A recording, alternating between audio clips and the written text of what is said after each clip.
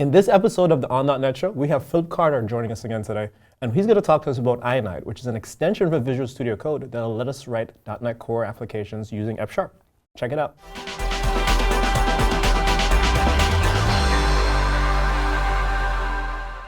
Welcome to another episode of the On.NET Show. My name is Cecil Phillip, and with me, I have Phillip Carter joining us again today. How you doing, man? Hey, doing pretty well. So what do you have to show us today? All right, so got some cool F# stuff.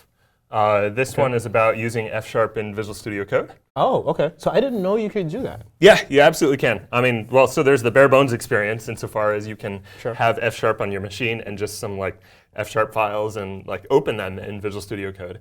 But that's not really that exciting. I'm guessing just that by default, it'll just give you like some syntax highlighting. But if I really wanted some really deep developer tools and inspection, I might want to do something else. Right? Absolutely. So there's this extension called Ionide, which has been in the works for quite a while, I think since about late 2014, early 2015, around then. It's an open source F# community thing.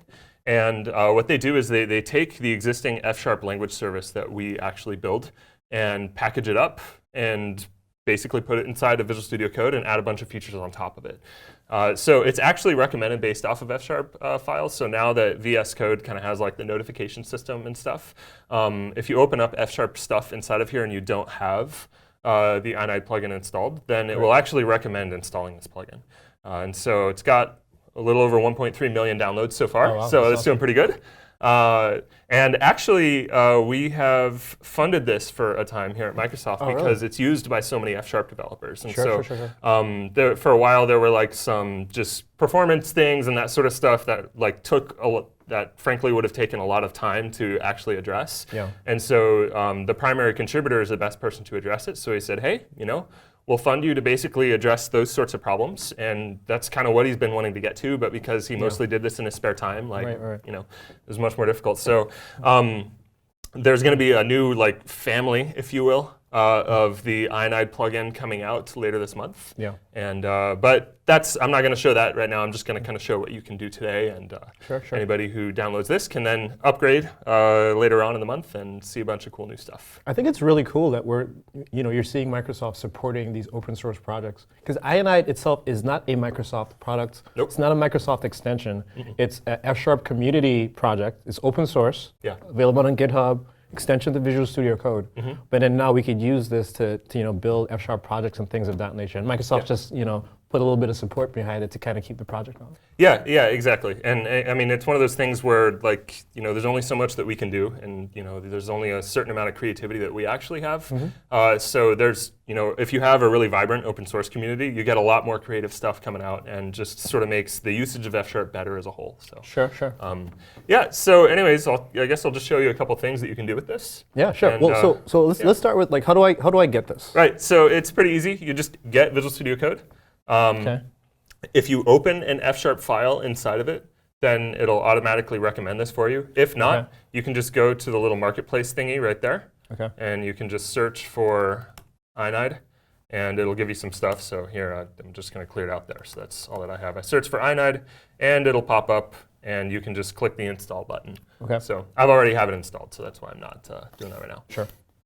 So what have I got for you here? Once you're here, you can just get going. So the only real prerequisite is having .NET Core on your machine. So if you install .NET Core, then you're good to go. Right? Do I have to have any particular version of .NET Core? Nope. 2.2, 2.1, 3.0? No, anything. It doesn't matter which one. I have a whole bunch of different .NET Cores on my machine here, but in this case, I ran .NET-info. And in this case, I got a .NET Core 3.0 preview, but you don't have to use 3.0 for this. I'm just choosing to do that because I also work in the .NET team. So. Oh, nice. Okay, so one of the first things that it does, and this is what I personally use it the most for, is F# scripting. So F# scripts are just like F# source files, but they let you do a couple different extra stuff, and they're intended kind of more for like exploration, playing around with stuff, not necessarily like building a fully fledged application, more like using F# to either like learn F# itself, or like explore a data set, or try out an algorithm and just kind of do it in isolation and then say, okay, I'm now going to like move this into my application somewhere. And so is that the same thing like the F# REPL that's in Visual Studio, or is this something different? This is a little different, although it uses that. So the F# REPL, F# Interactive is your primary way of executing scripts. So what it does is it basically takes a script file and then it reads the info, it compiles it, and then it executes it in what's called an interactive context. And so that allows, basically the main thing that it does is it prints out like a pretty printer of like F# construct and stuff. So like if you define some stuff in your script, you can see like a pretty printed view of everything rather than just like some raw result or something like that. Okay. So let's do some Pig Latin. Oh, okay. And we're going to do a specific dialect of Pig Latin because there are apparently multiple dialects, and I'm not going to cover all of them. I did not know that. Just going to do one of them, probably the most common. So the first thing that you might have noticed is at the little top here, we got breadcrumb support, the script.fsx sort of thing, and it's got this module called script here that's sort of like this implicit module that scripts live inside of. So we'll start by defining our vowels. Okay. All right, so I'm going to define that. I'm going to use a set. So notice I typed set and get autocompletion. This is powered by the F# compiler. And so you can see you get some tooltips. OK, set is this thing that takes in some elements, and it produces this thing called a set. OK, that kind of sounds like what I'd like. So there's A, E, I, O, and U. I think that covers it. Yeah. OK, so vowels is a set. I can hover over that. You can see, OK, it's explicitly a set of char here, right? So again, this is all powered by the F# compiler. And I'm guessing there's a language server underneath there too. Yeah. Very similar to how it's in Visual Studio, and even with the C# extension. Yeah, exactly. So let's go ahead and define our actual Pig Latin routine. Okay. Let's call this to Pig Latin. And we'll take in a string. Got my auto-completion there. OK, so then we want to check the first character, see if it's a vowel or not. Okay. So call that first char. And that's, OK, so that's the 0th index off of the string. OK, so now we'll go if vowels dot contains. So I get Visual Studio style IntelliSense here. Right? This is obviously it doesn't look exactly as it would in Visual Studio, but it's the Visual Studio Code flavor of all of that. Gotcha. We'll go dot contains. Oh, first char, not vowels. OK. Then it is str, right, because it has a vowel, and then we want to go plus yay, I believe is how it works. All right, so then in the else branch, well, we don't want to go I think it's for my name, so it's Phillip. I think it's Illip Pay is the Pig Latin, at least in this flavor of it. In this flavor of Yeah, so like Cecil would be SLK or something. okay. Yeah, SLC, I don't know. But so in this case, we want to slice this string. Yeah. So I'm going to go off the first index to the end rather than the whole thing. Okay. So it's just neat little F# syntax there. Then we're going to convert the first character. We're going to plop it onto the end, convert it into a string. Go ahead and add it, because F# does not do implicit conversions. You have to explicitly convert things. Okay. So char is not a string. You have to turn it into a string. Sure, so you have to explicitly cast it. Yeah. And then we're going to add a on there. OK. So let's go ahead and highlight all of this. And I'm going to hit Alt-Enter. Alternatively, I think there is a right-click menu item, but I'm just going to hit Alt-Enter. That is going to send it to F# Interactive. OK, so now F# Interactive is running. OK, I was able to define vowels and to Pig Latin. Looks like it takes a string, produces a string. That's what we want. Let's go ahead and test this. Sure. So we'll go,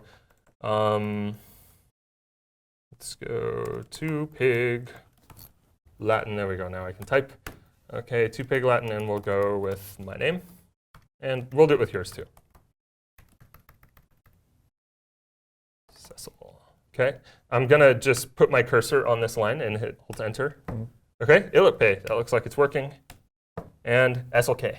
Oh, wow. OK. That's fun. And so now we'll go to Pig Latin, and I will call that with like apple or something like that. Apple, yay. All right, looks like it's working. Fun times. So we learned how to write a fun little algorithm for converting a string into its Pig Latin equivalent, at least a flavor of Pig Latin. You know what would be really cool is if you could have this speak. Like you could attach this to like a voice synthesizer. That'd be cool. And every time you test it out in the REPL, like it actually like says the words that you're typing. Yeah, like Microsoft Bob or something comes in. Right, and says right, it, yeah. right, exactly. But so I actually, I don't know if to Pig Latin is really, I want to really call it convert. So Do you want to do some refactoring? Yeah, I'm just going to go ahead and rename this. This is the rename symbol utility here. So we'll just go convert to Pig Latin. Boom, renames it all. That works across projects as well. It's not just an F# script thing. Got it. So it actually has quite a few features, right? I can do this. I can go find all references. This will bring up the find references window in the left. I can select each of those things there. I can sort of see where they actually are. So that's all fun and dandy, but you can do more than just F# script files. Sure, because I'm assuming you can create like full projects and console applications, probably web applications with like Giraffe or something like that in here too. Absolutely. Yeah, so what I'm going to do here is I actually have a full console app rather than boring you with creating one and adding packages and stuff. So I want to call out a few things. So there's this little Ionide looking button here. Well, it's really an F# icon. This is the F# tree view that is built in here. So this actually, notice that it has the full solution. It has a project. This is called Spectral Norm. This is actually taken from the Language Benchmarks game website. And so there is, the old implementation. This is an implementation that existed. This is trying to do some highly optimized F# code to implement a particular algorithm.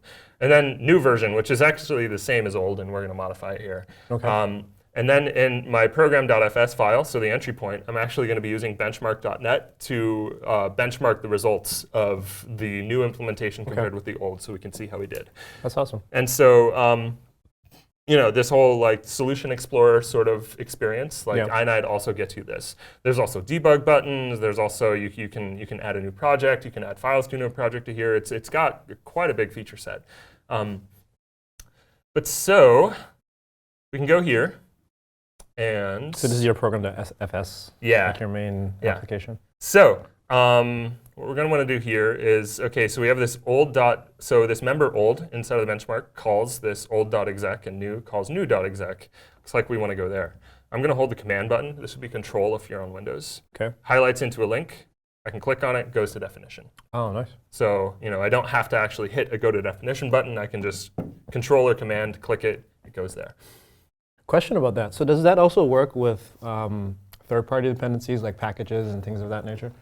Like, can you peep in and at least see like the structure of the that's a good point. method calls and things of that nature? No, not in this case. I think there was a feature. There's a feature request to use like a decompiler.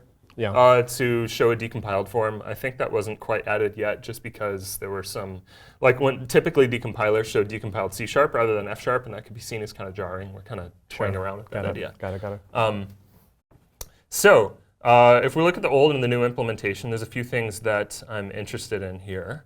So I want to get some information about this thing. I could look at this thing called VV. Like, I could see some tooltips and stuff. But what I'm actually going to do is show you a feature called info panel. I type F# open info panel. You can open the command palette. Oh, whoops. You can open the command palette by hitting Control P or Command P. And then you type the little caret, type F#, and you get a whole bunch of F# specific commands. In this case, you look for info panel. Info panel is right there. This is a very unique feature. It opens something up on the right-hand side there. Okay. Font might be a little bit small, but bear with me there. So I actually now have that similar tooltip style information, but it's actually available statically on the right-hand side. So what I'm looking at right now is as you put your mouse over variables, function names, different things, on the right-hand side now, I'm going to see that information pop up. Exactly. So it's kind of like if I was hovering over something in Visual Studio and it just popped up that tooltip with some information. Yeah. And instead, I have a static view of it, like in the editor. Exactly, and it does it with keywords as well, right? So here I have the let keyword, and it even shows it, right? Like shows actual documentation is used to associate a binder or whatever. So, gotcha. So this right here, this looks like it's doing a tuple, and if I look at the info panel, I can see that this is a float, and this is also a float. Yeah. So, but a tuple in F# by default is a reference type. So this is actually allocating an object just to hold two floats. It seems like a little bit overkill. Maybe I'll just turn this into a struct tuple. Maybe that can help performance. Okay. So I see that caused a compile error. Oh, okay. Okay. It looked like, there's the FST and SND functions. You can take a look at those. It takes in a tuple, not a struct tuple. Same thing with SND, takes in a tuple, not a struct tuple. So I need to actually unpack these for struct tuples. So we'll go first result. So it looks like it's doing an array.SumBy. So we'll go array. Okay, so we can see the full array module over to the right. I can actually look at all functions that are available for it. Oh, and these are links that I could click. I could actually go to definition for these sorts of things and see what they do. But I'm going to go SumBy. Okay, so SumBy shows me that there's a projection function that I need to add, and I need to have an array there that I pass it. Okay, so I'm going to go this APs, and I'm going to pipe it into array.SumBy, because that is an array of two floats, of struct float float. Okay, so now we're going to create a projection function. We'll go fun struct. So this is the first one, and I'm going to discard the second. And do that. And let's do a second result here. Okay, and in this case, I'm going to ignore the first. I'm going to add the second. So now I can replace the body of this square root. So it looks like, see, it's got this array.SumBy, and it's dividing by another array.SumBy. We'll call this first result, and we'll call this second result. OK, so that looks like it's doing what we want to do there. If we compare that with the old, we replaced that with a struct tuple. We have, we decomposed it into these first and second results that we're dividing and that sort of stuff. But it looks like right here we're kicking off asynchronous work. But async isn't like necessarily for CPU-bound work. So I'm kind of curious if there's a different way to approach this. So let's go array. Looks like there's this module in here called parallel. Let's click into that and see what we got. Provides parallel operations on arrays. Right. Maybe that could be a better way to do this. So it looks like there's this init function, count initializer. OK, we'll go there. Creates an array given the dimensions and a generator function to compute the elements. OK, so it looks like it computes the, like I have a generator and it computes things in parallel. That kind of sounds like what I need there. So I'll go .parallel.init. And the first argument is the count. So we want the number of threads. Turns out we have that value defined already. OK, so then we go into fun I. Oops. OK, so I have my generator function. I'm going to get rid of all of this async stuff. OK, and I got to get rid of this. And I'm going to go ahead and get rid of this array generator. And let's see. OK, looks like it is happy. So now the next step is to actually run it. So I have the terminal down below here. And so in this case, whenever you run a benchmark, you have to run it in release. So you have to pass the configuration flag? Yep. Got it. Oh, whoops. I think I typed that wrong. Nope. All right, I'm just bad. OK, come on. Third time's the charm, right? Yeah, there you go. Let's see. Hasn't blown up yet. I think this will work, maybe. Yes, OK, nice. Cool. Okay. All right, so it's building this stuff. Rather than bore you with a whole bunch of console output, I actually ran this beforehand. So while it's doing its thing, we can actually see what the results of the last run were. So if we go into this BenchmarkDotNet.artifacts folder, under the results, we have the HTML. We'll go with MD or CSV. We'll just go with this. Or maybe the log is, no, the log isn't as good. Right, we'll just go here. OK, so so for BenchmarkDotNet, essentially, so just in case folks don't know what it is, like so this is a NuGet package that we have that we could essentially instruments and do benchmarking, right, and test out different functions. Yeah. And so now what you're looking at is the results of like a previous run. Yeah. And that previous run gave you, I'm guessing, some Markdown files, some HTML files, some different artifacts that you could look at and see, well, this is the results of this experiment that I was trying to test. Exactly. And it's a statistical benchmarking tool. So it tries to, it's because there's a whole lot of variance in how a specific invocation can be affected by something. Looks like, oh, this actually completed while we were talking. That's fun. Let's compare that to the previous run. OK, so the previous run, we had old versus new. The mean and median times, looks like there's a little bit of difference. Notice the ratio. I actually got that right here by setting this baseline equals true to old so that we can see. So we can look like, OK, so the new one, it's about 5% faster. So that's cool. And looks like it allocates about 5 kilobytes less per operation. Nice. So that's not too bad. We want to keep allocations down, right? So that's Yeah, generally. And looks like in the run that we just did while we were talking, it's pretty much the same, actually. Wow, that's kind of cool. I didn't expect it to be like just about exactly the same. Interesting. So yeah, went ahead and did the ratio there. Did I wonder if I saved this. Yeah, I did. Okay. So it actually was the same. Turns out there's some reliability there. Nice. So it's sort of the same thing. So we're able to actually improve upon the algorithm there. And this wasn't like a unique thing that we just did. I actually did this improvement a while ago. I just wanted to sort of show that you can use Ionide to do this. And in fact, when I did this improvement and submitted it to the language benchmarks game stuff, I did it all with Ionide. I never opened Visual Studio, did it entirely on my Mac. And although I didn't use Info Panel at the time because it didn't exist, I probably would have if it did. If it did, because that was just really awesome being able to like go to array, see that there's this parallel thing, and just do this exploration that actually has fully fledged docs, basically, without needing to write the code to do that. So I like it because like there's IntelliSense as a means of exploration, but then there's also like this is like a whole new sort of way to explore APIs. And if you're the kind of person who prefers this sort of stuff, then like Ionide, I think, is like really the only tool that offers this sort of thing. And I really love how that experience is like just in editor, right? Yeah. Like, so I didn't have to pop over to a web browser. I didn't have to, have a different window on my monitor or something like that I was like cycling between. Yeah. It's right here, so I could like just easily glance over to the right or to the left, wherever you decide to put it. Yeah. And then I could just keep coding like right here. Exactly. So I have my terminal, I have my editor, and then I have this information panel that's giving me like a really tight flow of like working. Yeah. I think this is really cool too because now we're showing, now you could write these F# applications on Windows, on Mac, on Linux. You could use Visual Studio Code. You could use .NET Core. And then, this is not like a toy project, right? Like this is a fairly non-trivial, sample that you just showed us. Oh, yeah. Right? You had benchmarking, and then you had your actual source code that you're modifying.